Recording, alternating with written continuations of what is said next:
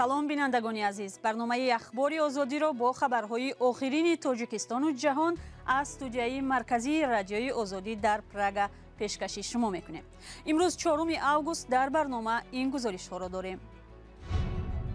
нархи маводи ғизо дар беш аз 400 бозору фурӯшгоҳҳои Тоҷикистон боло рафтааст. кумитаи омор нарх дар ин бозорҳоро таҳлил кардааст. молҳои озуқаворӣ дар моҳи январ июни соли 2022 7%-ро ташкил дод афзоиш.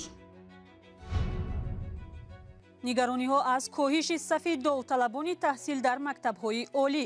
коршиносон мегӯянд як сабаб даъват ба артиш аст. ва коршиносон маҳви завоҳириро ҳодисаи мусбат меноманд, вале таъкид мекунанд ки шохаҳои созмони террористии зери раҳбарии ӯ дар саросари олам фаъол аст. масъалаи бехатар кардани онҳо набояд аз назарҳо дур монад. бо вуҷуди нигаронии пайвастаи сокинон аз болоравии арзиши маводи ғизоӣ дар кишвар, нархҳо ҳамон рӯ ба болоравӣ доранд.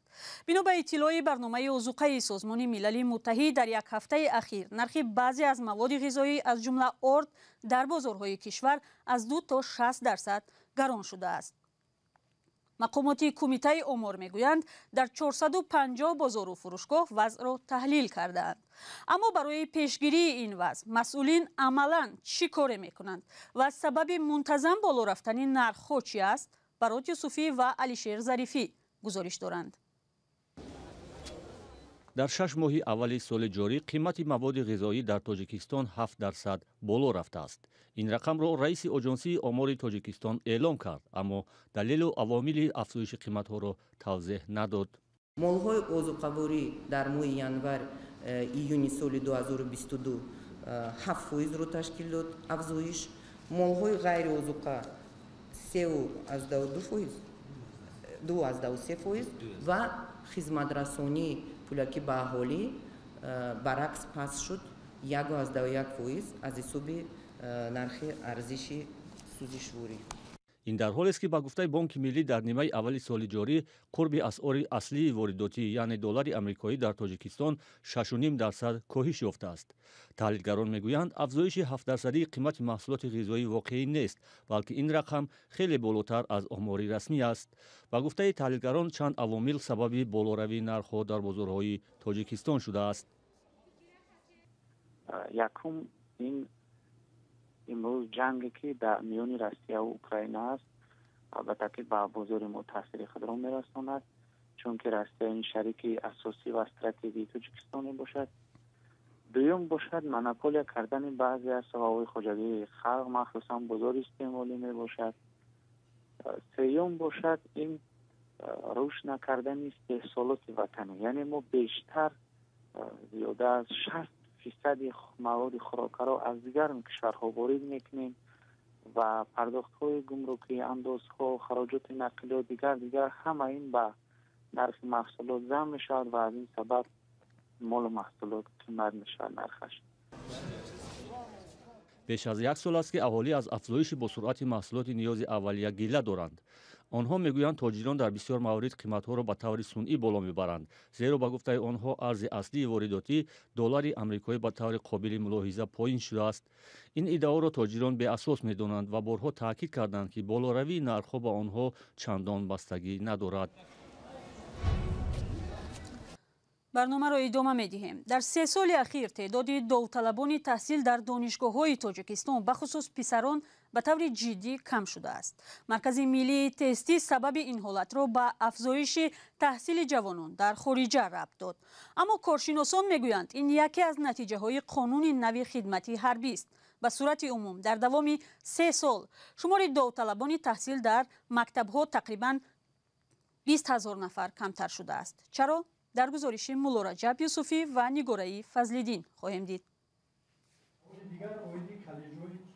маркази миллии тестӣ мегӯяд, агар соли 2020 теъдоди довталабон ба донишгоҳҳои кишвар бештар аз 100 000 нафар буд, пас имсол ин шумора то 82 000 камтар шудааст. از همین 82,000 نفر تنها 69,000 نفرشان به امتحان‌ها حاضر شدند. رهبری مرکز تستی سبب کاهش داوطلبان را چنین می‌بیند. دینامیکای با قیدگیری یا که از قید گذاشتن داوطلبان در 3 سال اخیر کمشوی سمت کمشوی دارد و الحال با انجام نظام مرحله امتحان‌های مرکزی داخل شوی البته مرکز ملی تستی ما نقشه داریم که یک پرسشی نظرسنجی کنیم وابسته به این حالت و ولی ما فکر میکنیم که از بس که سال 2020 به همه ما معلوم است که سال پاندمی بود و راه‌ها بسته بودند و بسیار نفران و مسائل تعلیمی تحصیلاتی داخل کشور توجه کردند. در سال 2020 شماره از قید گذاشتگان واقعا هم زیاد بود. قبل از پاندمی تعداد داوطلبان به مانند امسال کم نبود. از جمله سالهای 2018 و 2019 شماره داوطلبان از 90,000 بیشتر بود. اما بعد قبول قانون نو شماره خواهشمندان تحصیل در مکتب‌های عالی تاجیکستان تا 82,000 کم شد. در 2 سال اخیر به خصوص تعداد داوطلبان پسر کم شده است. برخی از کارشناسان از جمله پروفسور عبدالرحمن قربانوف قبلا گفتند به طور نظر از کم شدن تعداد داوطلبان تحصیل در مکتب‌های عالی نتیجه قبول قانون نو دعوت به ارتش است. یعقوب حلیموف روزنامه‌نگار تاجیک موضوع تاثیر قانونی خدمت در ارتش به نظام معارف را آموخته است. به نظر او قانون نو به بازبینی نیاز دارد. قانون حتما تاثیر دارد. قسمی از جوانان به این باور رسیدند که چه دانشگاه خوانند چه نخوانند حتما به خدمت حربی برده می شوند. به همین خاطر احتمال از بحر دانشگاه گذشتن، از بحر معلومات عالی گذشتن. و عامل‌های دیگر می تواند این باشد که هم والدان و هم بچه‌ها به این خلاصه رسیدن، به این نتیجه رسیدن که دیپلم دانشگاه سندی دریافت معلومات عالی کفالتی پیدا کردن کار و درآمد نیست. قانون نو خدمت در ارتش تاجیکستان در اول سال 2021 قبول شد. بر اساس آن امتیاز دانشجویانی که در کاتدر حربی تحصیل می‌کردند بیکار شد. با وجود انتقادها مقامات از قانون نو حمایت می‌کنند. رهبر مرکز ملی تستی گفت برای دقیق کردن سبب‌های کاهش داوطلبان نیت دارند امسال نظرپرسی انجام دهند. مولا رجب یوسفی، نگار فضل‌الدین، آزادی، دوشنبه. شما برنامه اخباری آزادی را می‌بینید. کشتار رهبری گروه القاعده ایمن از ظواهری در افغانستان در پی حمله بی‌سرنشین آمریکا ضربه سنگین به این گروه بود.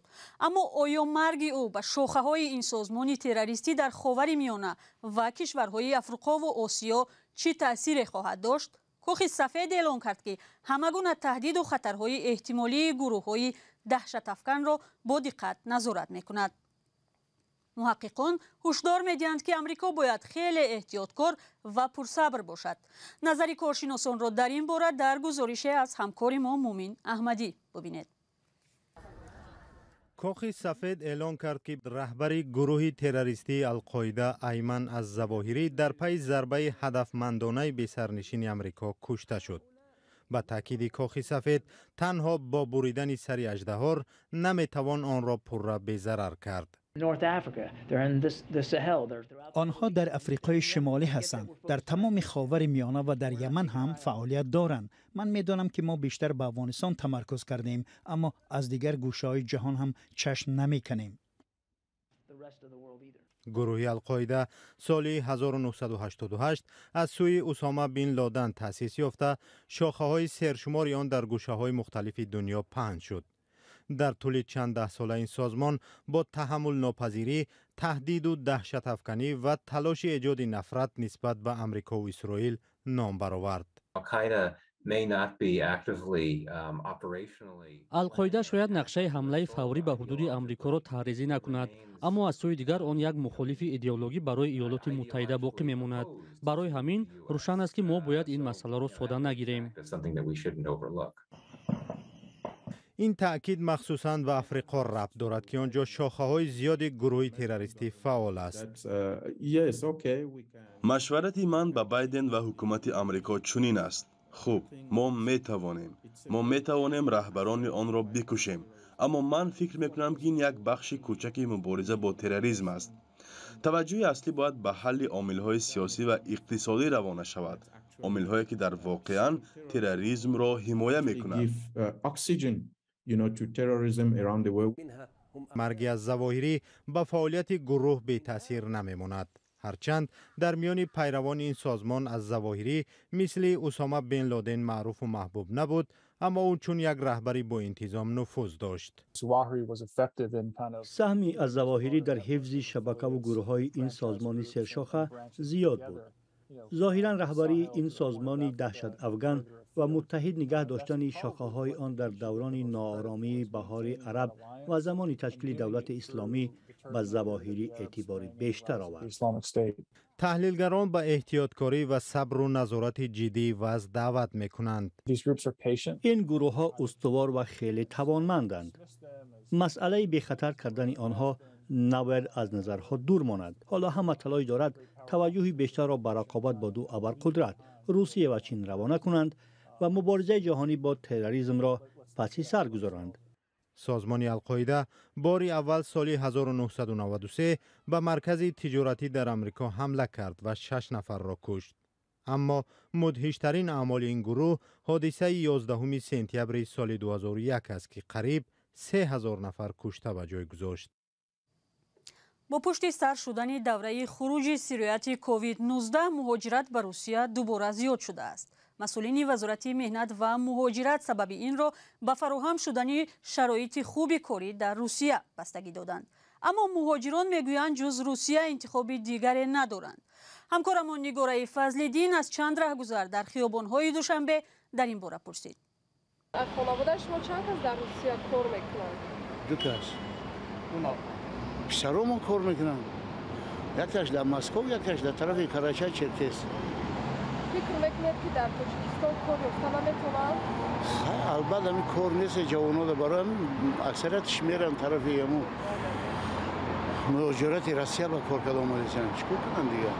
شما چند فرزند دارید؟ 7 5 بچه 2 دخترچه. یگان فرزندتون در روسیه نیست؟ نه بچه. کجا در کار میکنن؟ اینا می رابوچکی میکنن. کجا در؟ همین مسکوسکی ده. هیچی خودم پنسیه میگیرم بچم. گوه روزی میشه که هم پنسیه مرا میخورم. پسری کلونیم در روسیه، پسری خوردیم 3 روز پیش آمد. نصیب باشد اویله داروش میکنیم. در کشور ما شکر خداوند تینجی امونی هم باشد. بسیاری کارخانه ها فعالیت نمیکنن. همچون یک کشوده میشن، فعال میشن. جناب میبیاد میبیند، جناب کوتاه رفت همین محکم میشه. یگان جای چیزاش نیست، جای پنهانی نیست، این همه میدونن. یک پسرم با اویلهشم. هم رفته کورکروس خیو برای خودش فقط. دوستی های نزدیکان ما یگان کس با مهاجرت میانسی نرفتن نمیرم. من همین تاجیکستان میخوام جای کارو هست همینجا کار میکنم. شخصا خودتون چی کار میکنید در تاجیکستان؟ من در گیس روغون به حیث مهندس مرشد فعالیت میکنم. درآمد اویله ما از طرف مو روسیه 100% از اون طرف ما میخریم میپوشیم، همش از اون طرفه. ای شما خیلی گون درآمد نیست یا پنسیونر میچی 300 سومون دیگه ما 5 بار پیرت شدگی ما در چی مبلغی چی همون نباشه نیست نمیشه. روز 3 اوگوست در یکی از منطقه‌های پایتخت مکزیک طولانی‌ترین ساندویچ تورتا پیشکش مشتریان شد. آشپزهای شرکت‌دار جشنواره غذا یک تورته 74 متره را در دوام 2 دقیقه و 9 ثانیه تهیه نمودند. به قول تشکیل کنندگان جشنواره توجه به این چاره‌بینی امکان می‌دهد که آشخانه‌ها تا حد زیان دوره کرانتین کووید را پشت سر کنند. بینندگان عزیز، فرصت این نشر برنامه به آخر می رسد. سپاس از شما برای همراهی. خبر و گزارش های بیشتر از این را در سامانه های ما پیگیری کنید. تا برنامه های فردا، خدا نگهدار.